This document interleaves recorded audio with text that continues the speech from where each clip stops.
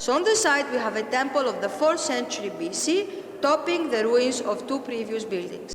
So this is the middle one, the 6th century, the archaic. We can tell it's archaic because of the lions fighting on the pediments, there with the deer and the other side with the horse. And in the center, it's the Epiphany of Apollo. Apollo with his chariot, his mother, his sister, girls and boys parallel in the center there. Now, when this temple was destroyed, they made the existing one. Of that one, though, we have only this statue from the pediment. They seem to have been removed. So this is Apollo from the existing temple. He was playing music on the pediments. He must have had an instrument in his hands. You know, when the oracle of Delphi was asked, who's the wisest man in Greece? Without hesitation, the oracle answered Socrates. Yet Socrates said something that shows how wise he was. I know for sure only one thing, that I know nothing. Think about it.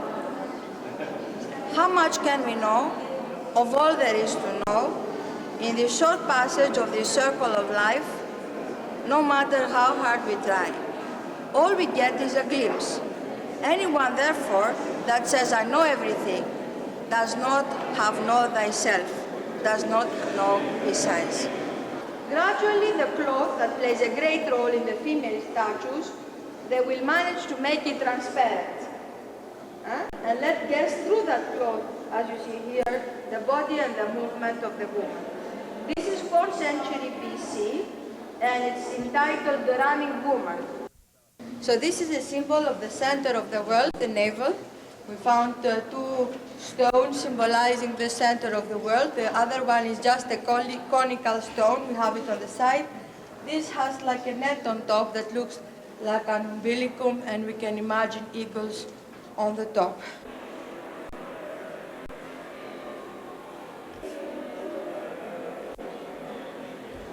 It's a statue that can stand on its own and proudly represent the Greek art. The charioteer of Delphi, that's how it's known. He has won the chariot race twice in the games here. That's why his statue was put in the sanctuary. The great masters did not work only marble, but also bronze. Bronze was cast. It was made with a lost wax process. There's a mold involved there. And the eyes of those statues, they would put a little case there and start inlaying different materials like mosaics. Onyx, enamel, magnesium, colored stones, the resin from the pine trees to fill the apple of the eye. Sometimes, like in this case. Delphi. Fantastic, isn't it? Beautiful view. This hotel is famous for this, because of the view. It looks like you be with helicopter. If you watch, it's like, because everything is down. As you can see, the view from our room is straight down. It's spectacular. It's almost as if the hotel were a 300-story building, standing here on the top of a cliff looking straight to the bottom of the gulch. We could sit here and stare at the view for hours, but it's time to go. We spent one night in Delphi, which was a good plan because that enabled us to enjoy the main site late in the afternoon when it was not very crowded. Now we're reading through some of our museum books and comparing pictures and beards.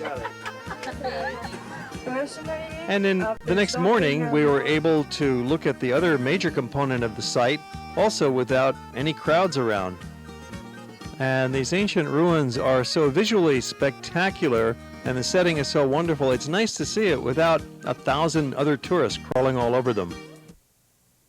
We're now at the Temple of Athena at Delphi. This is a classic Greek site. In fact, many people look at this image and think this is where the Oracle of Delphi was housed, but that was up by the Temple of Apollo that we've seen as part of our tour of the Delphi area. This is the archetypal Greek temple ruins, the beautiful round temple to Athena at Delphi.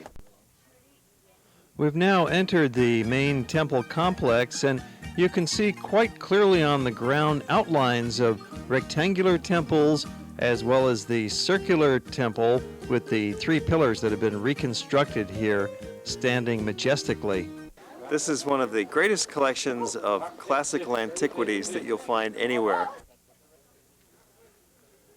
This round temple of Tholos at Delphi was built of marble, and it had 20 Doric columns that were holding up the circular roof with an entablature, and there are sculptured relief panels up at the roof level depicting scenes from the battles of the Amazons and the Centaurs.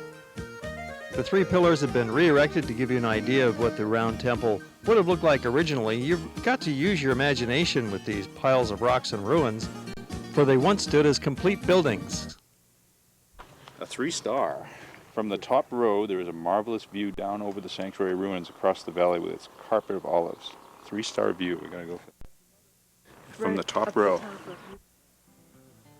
Yes, our Green Michelin guidebook gives this view a 3-star rating. Their highest score, and you can see why. It's a spectacular spot. We showed it to you a little earlier in the program and just couldn't resist taking a last final look at this magnificent theater at Delphi.